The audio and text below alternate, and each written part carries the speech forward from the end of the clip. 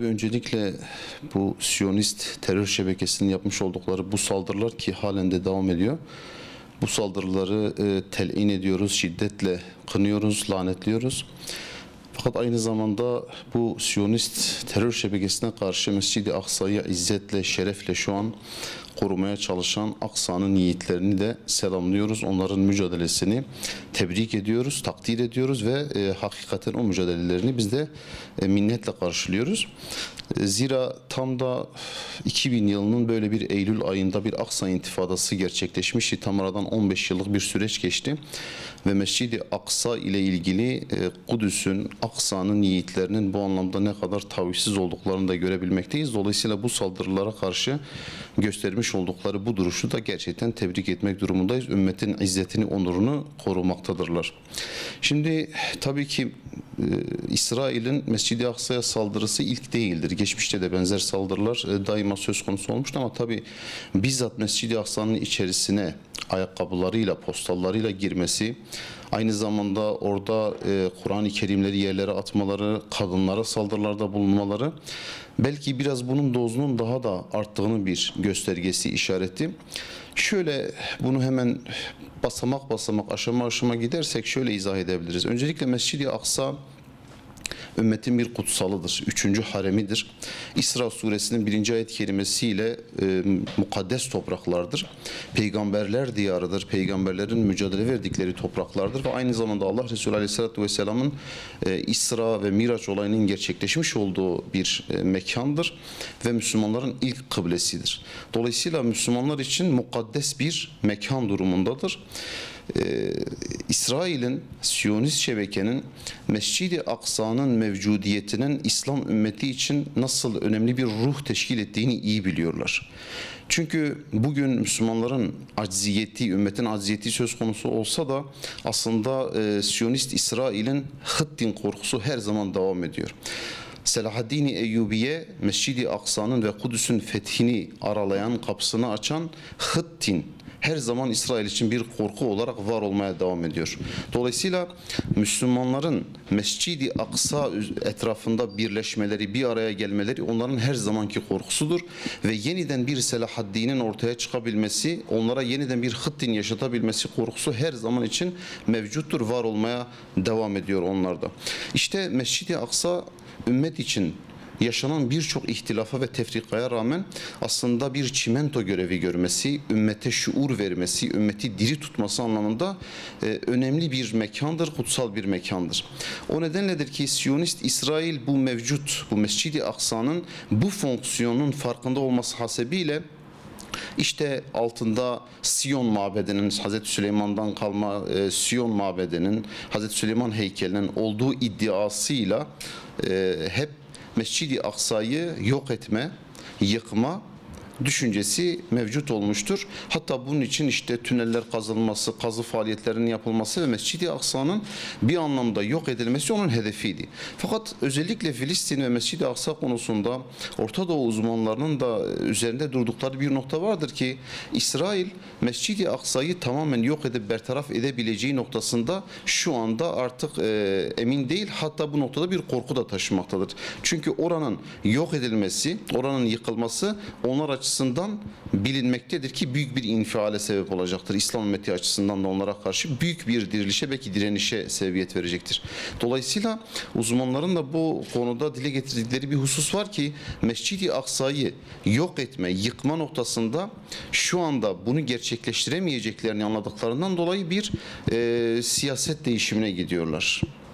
Ve dolayısıyla Mescid-i Aksa'yı Yahudilerle paylaştırma oyunuyla, sinsi planıyla aslında adım adım işgal etmeyi planlıyorlar. Hatta bu konuda şu örnek dile getirilir ki El Halil'deki Hazreti İbrahim Camisi'nde 1972 yılında Yahudilerin, Siyonist yerleşimcilerin de oraya girmeleri, ibadet edebilmeleri noktasında bir mahkeme kararı alınmıştır ki 72 yılında alınan bu karar sonrasında adım adım Yahudiler oraya yerleşmişler. 94 yılında gerçekleşen katliam sonrasında Kapatılmış, akabinde tekrar açıldığı vakit 2/3 neredeyse sinagoga dönüştürülmüştür. İşte bu durumu Filistinliler çok iyi biliyorlar ve bugün yapılan aynen böyle bir durumdur. Ve aynen şöyle ifade edilir: zaman ve mekan paylaşımı diye. Yani Mescid-i Aksa'yı belli bir zaman diliminde Müslümanlar ziyaret etsin, ibadet etsin, belli bir zaman diliminde Yahudiler ziyaret etsin. Ya da mekan paylaşımı şeklinde ifade edilir ki işte Mescid-i Aksa'nın bir bölümünde Müslümanlar ibadet etsin, bir bölümünde ise Yahudiler olsun.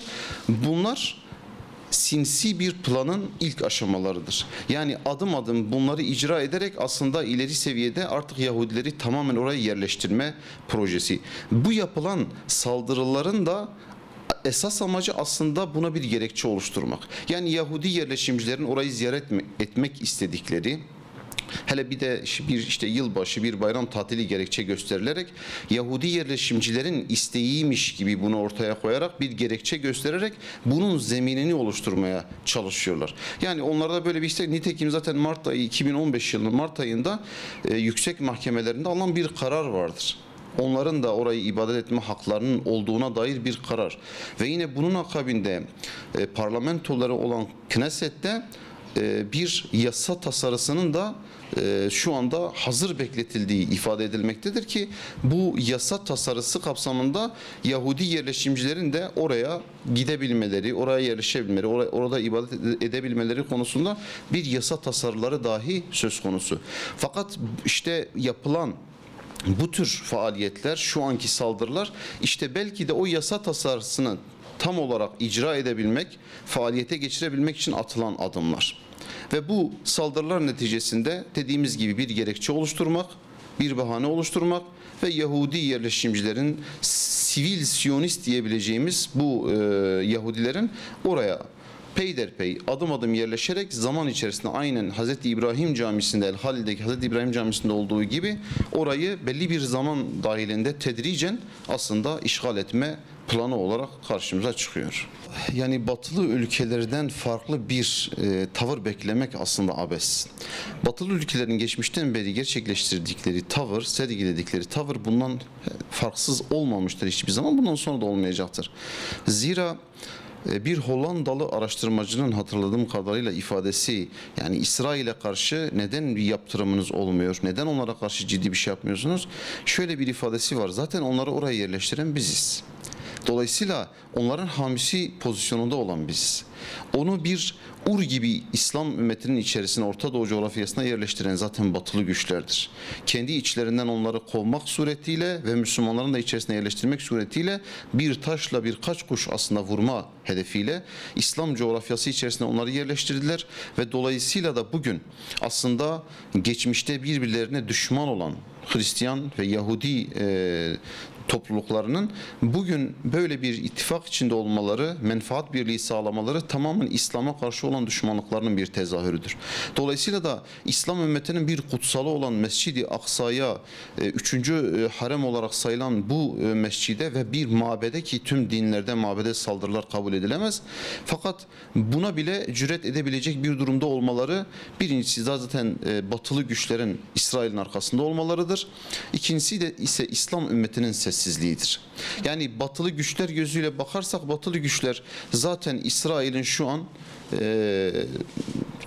bir nevi güvenliğini sağlama noktasında yapılması gerekeni yapıyorlar. İsrail'in mevcudiyeti aslında onlar için bu bölgedeki egemenliğin bir aşamasıdır, bir parçasıdır. Dolayısıyla da İsrail'e onların bir yaptırımını hiçbir zaman bekleyemeyiz. İslam ümmetine olan, İslam'a olan düşmanlıklarından dolayı böyle bir tavır beklemeleri, tavır sergilemelerini beklemek mümkün değildir. İslam ümmeti açısından bakar isek, İslam ümmetinin de gerçekten bugün içinde bulunmuş olduğu işte tefrika, ihtilaf ve parçalanmışlık hali zaten bir yandan belki Batılılara bu cesareti veriyor, öte yandan da İsrail'e bu cüreti veriyor. Bu anlamda İslam ümmetinin aynen Selahaddin Eyyubi'nin döneminde olduğu gibi, Selahaddin Eyyubi nasıl ki ortak ve kutsal bir değer olan Mescid-i Aksa etrafında İslam ümmetini bir araya getirdi ve Haçlılara bir hıddin yaşattı, bir hezimet yaşattı ve Mescid-i Aksa etrafında bir izzet, bir şeref yaşattı, ümmeti aziz kıldı. Bugün de ümmet açısından yapılabilecek tek şey budur.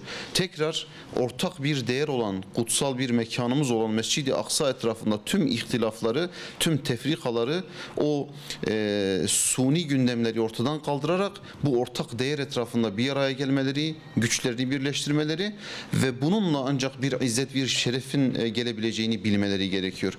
Bunları yapmadıkları takdirde asla ve asla bu izzete kavuşamayacaklar. Bugün işte Aksa'nın yiğitleri ümmet adına bu izzeti, bu şerefi yerine getiriyorlar, icra ediyorlar.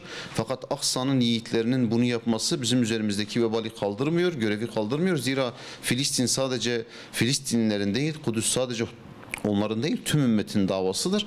Dolayısıyla da ümmetin bu kutsal değer etrafında birleşerek tekrar aynen Selahaddin Eyyubi'nin yaptığı gibi Haçlılara, Yahudilere bir hezimet yaşatmaları mümkün olacaktır.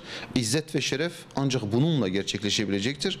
Bu anlamda özellikle İslam ülkelerindeki yöneticilerin seslerini ciddi anlamda yükseltmeleri gerekiyor ve STK olarak, sivil toplum kuruluşları olarak da tüm müminlerin bir şekilde yapılan bu saldırılara karşı tepkilerini dile getirmeleri, ciddi manada dile getirmeleri gerekiyor ki bu anlamda İsrail'e karşı, Batı'ya karşı ümmetin bir ortak sesi oluşsun ve bu sesle tekrar onlara karşı ümmetin belki izzeti, şerefi gerçekleşebilsin. Aksi takdirde tekrar, yani geçmişte olduğu gibi bu zillet ümmet üzerinden kalkmayacaktır, devam edecektir bu zillet ve Batılıların İslam ümmeti üzerindeki egemenliği, sömürgeleri de her daim var olmaya devam edecektir.